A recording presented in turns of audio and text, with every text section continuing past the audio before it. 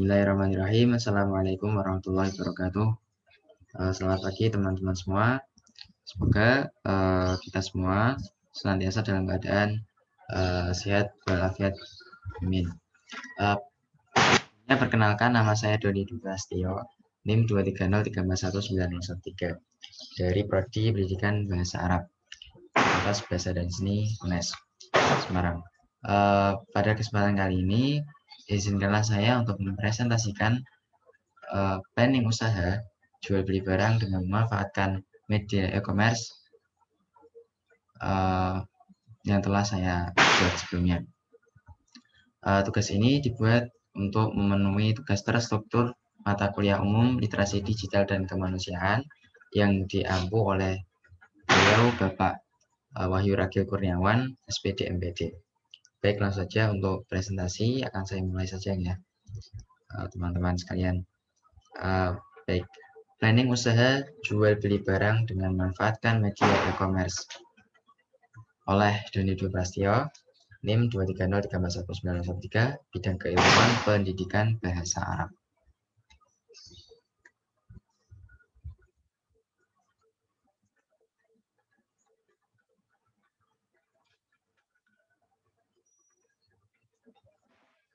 Gagasan dan konsep perencanaan usaha.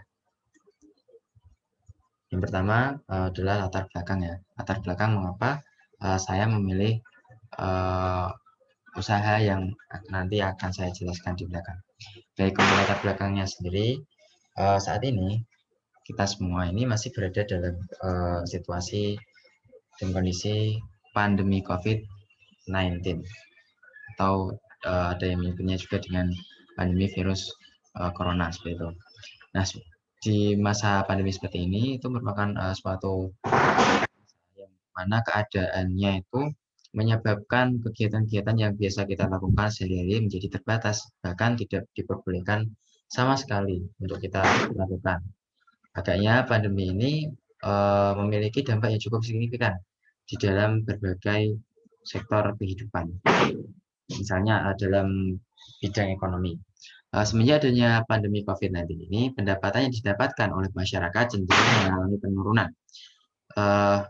Kemudian, mengapa kok bisa demikian ya? Ya biasanya masyarakat itu ada yang bekerja misalkan sebagai pedagang di pasar misalkan. Nah, semenjak adanya pandemi ini, aktivitas jual beli di pasar itu menjadi dibatasi sehingga hal ini sedikit banyak tentunya akan berdampak pada pendapatan yang diperoleh oleh para pedagang seperti itu. Berikutnya, kemudian untuk contoh lain ya, dalam bidang pendidikan misalnya. Nah, ini bidang kita sendiri khususnya, karena kita sebagai pelajar ya, sebagai mahasiswa adalah itu berada di bidang ini, bidang pendidikan. Nah, kegiatan belajar mengajar yang semestinya dilakukan secara tatap muka, yakni secara langsung, itu diubah menjadi melalui via daring. Artinya dengan menggunakan media online seperti itu, tidak diperbolehkan menggunakan metode belajar mengajar secara tatap muka langsung, seperti itu tidak diperbolehkan. Nah, tentunya dalam kegiatan pembelajaran daring ini itu ada sebagian kelompok siswa, ya mungkin saja sebagian kelompok besar, yang menyatakan bahwasanya materi yang disampaikan oleh guru atau oleh pendidik ya itu menjadi agak sulit untuk dipahami.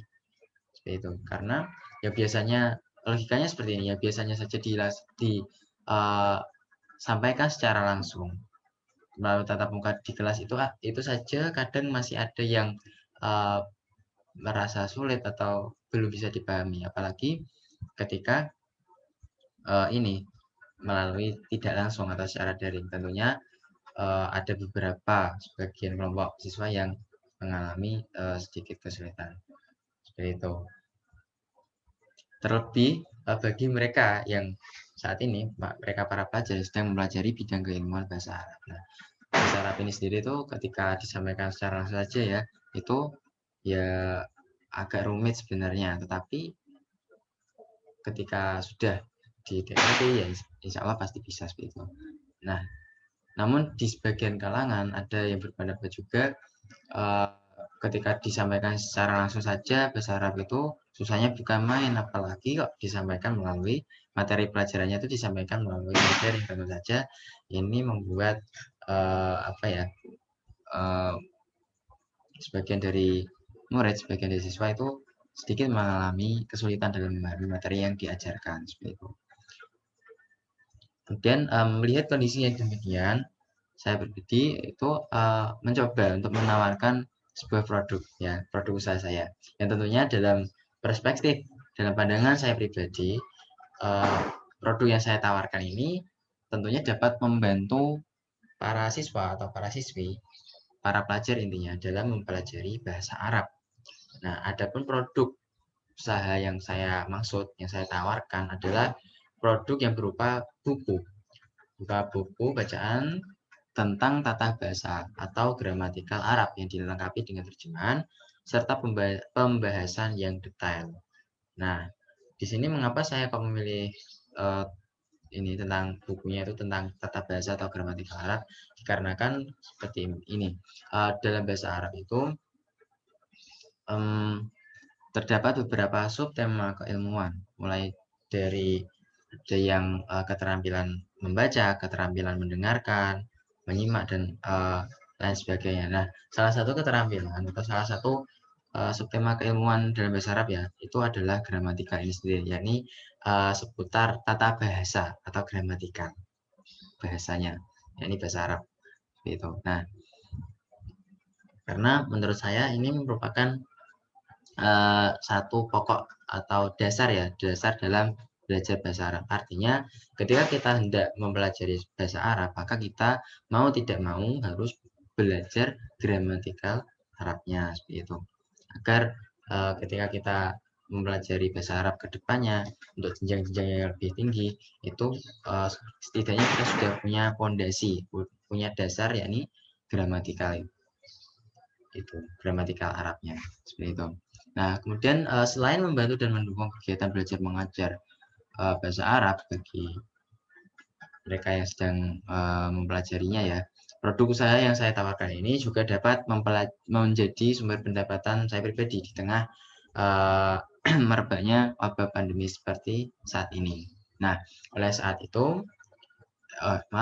sebab itu saya memilih produk ini, yakni membuat buku terkait tata bahasa gramatikal Arab sebagai pilihan usaha yang saya pilih. Seperti itu. Gagasan dan ide usaha.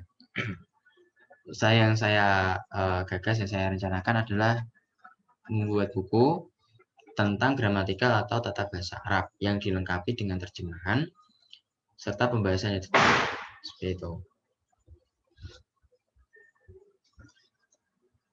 Kemudian produksi barang dalam hal produksi barang, yakni buku-buku berbahasa Arab dengan pembahasan seputar tata bahasa tadi ya, sebagaimana telah saya sampaikan tadi, itu saya rencananya ingin melakukan kerjasama dengan pihak penerbit, dengan pihak pencetakan buku seperti itu. Hal ini saya lakukan dikarenakan di awal merintis usaha ini, saya pribadi itu belum memiliki percetakan sendiri. Nah, oleh karena itu saya mencoba untuk gabung kerjasama dengan pihak penerbit. Nah, saya itu dengan bekerja sama dengan pihak penerbit, buku yang hendak akan saya cetak, akan saya buat ini, tentunya akan terlebih dahulu diberikan pengarahan oleh pihak penerbit, agar nanti bagaimana baiknya, mulai dari desain layout, susunan kepenulisannya, covernya, desain cover, pengurusan dan pendaftaran ISBN, dan lain sebagainya, hingga proses cetak buku selesai seperti itu. Nah, tentu saja hal ini sedikit banyak pasti membantu saya pribadi, apalagi di awal-awal merintis usaha buku ini seperti itu. Kemudian anggaran biaya produksi. Nah, mengenai anggaran biaya produksi ini sendiri ya, modal usaha yang saya gunakan untuk mencetak, untuk memproduksi buku terkait tentang gramatikal bahasa Arab ini ya, itu sumbernya berasal dari saya sendiri. Hal ini saya lakukan karena saya tidak ingin ini mengambil resiko ya. Misalkan saya mengambil uang pinjaman dari pihak lain, nah tentunya ini beresiko dan juga ada bunganya pastinya. Tapi kalau menggunakan uang saya pribadi, tentunya insya Allah aman-aman saja. Soalnya ini murni milik saya pribadi seperti itu.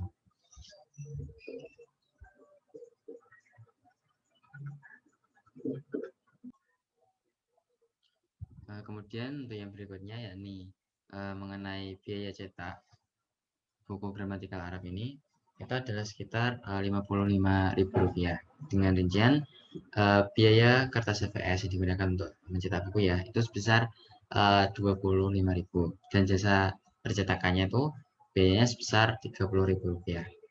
Nah, kemudian adapun harga jual buku ini itu adalah sebesar Rp75.000 per buku. Satu bukunya sebesar itu harganya. Jadi dengan adanya harga jual yang demikian, maka saya pribadi dapat mengambil keuntungan dari penjualan buku sebesar Rp20.000 untuk satu bukunya seperti itu. Kemudian untuk gambaran produk bukunya seperti ini. Buku ini tuh berjudul Buku Gramatikal Arab Terlengkap seperti itu. Jadi di dalamnya itu nanti akan dibahas mengenai bahasa Arab ya, kaidah-kaidah seputar bahasa Arab, yakni tentang tata bahasa, gramatikalnya ya. Pokoknya dibahas secara lengkap dan disertai dengan terjemahannya. Selain itu juga di bawahnya nanti di setiap ada kaidah terus ada terjemahan juga diikuti atau dilengkapi juga dengan yang namanya pembahasan secara detail, secara lebih rinci seperti itu. Untuk gambaran produknya kurang lebihnya seperti ini. Dan keunggulan produk yang saya buat ini, buku yang saya produksi ini dapat digunakan sebagai bahan belajar atau materi pelajaran ya bagi para siswa. Dan juga sekaligus dapat pula digunakan sebagai panduan dalam mengajar bahasa Arab bagi guru. Jadi buku yang saya buat ini tuh dapat digunakan oleh dua pihak, baik dari pihak peserta didik maupun pihak pendidiknya. Nah, kalau peserta didik menggunakannya sebagai bahan belajar untuk membantu mereka, memudahkan mereka dalam belajar ya. Tapi kalau untuk pendidik sendiri itu menjadikan buku ini dapat dijadikan sebagai panduan, sebagai pedoman seperti itu dalam mengajar bahasa Arab, sebagai tambahan referensi dalam mengajar seperti itu. Selain itu tentunya buku yang saya produksi ini mudah untuk dipelajari dikarenakan dilengkapi dengan terjemahan yang mana juga dilengkapi pula dengan pembahasan yang detail atau rinci. Kemudian strategi pemasaran produk. Nah, untuk pemasaran buku ini itu rencananya saya akan memasarkannya atau mempublikasikannya melalui media e-commerce. Nah, misalnya seperti melalui Shopee, Lazada, Bukalapak, Tokopedia, dan lain-lain. Dan juga melalui beberapa platform media sosial lainnya seperti melalui Facebook, WhatsApp, Instagram, dan lain sebagainya.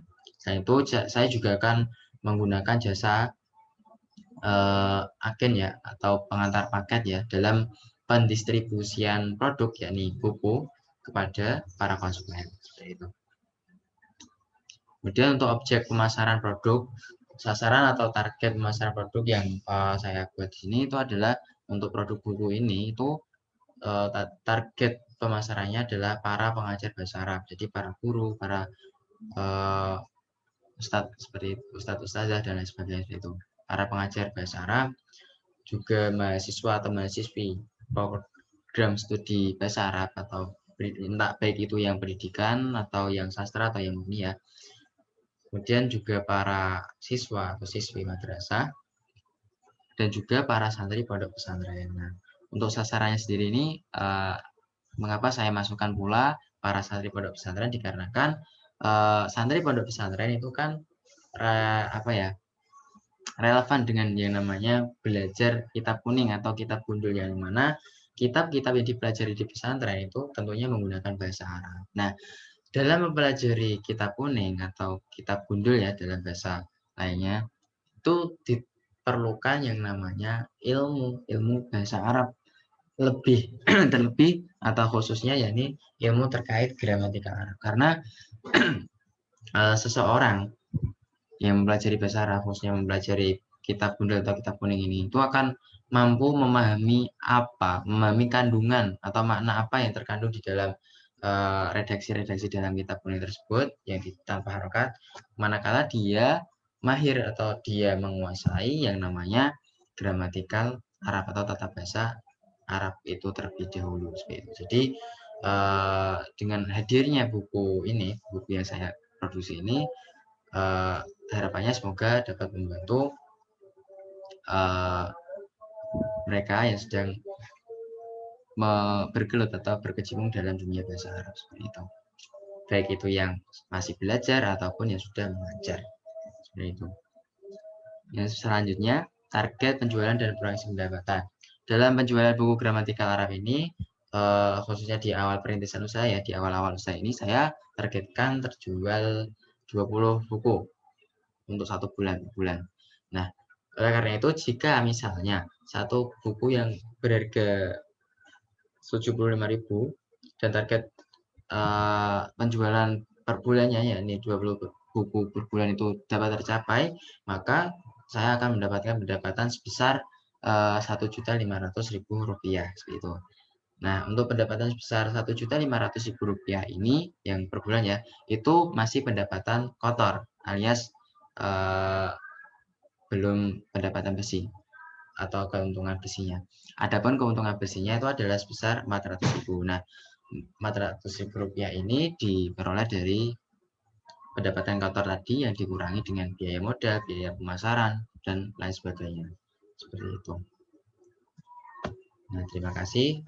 Mungkin demikian presentasi yang dapat saya sampaikan pada kesempatan kali ini. Besar harapan saya kritik dan saran dari teman-teman semua tentang planning usaha jual beli barang yang saya rancang, yang saya buat ini, agar kedepannya dapat menjadi lebih baik lagi seperti itu. Ya, demikian presentasi saya kali ini. Kurang lebihnya mohon dimaafkan. Sekian dan terima kasih. Wassalamualaikum warahmatullahi wabarakatuh.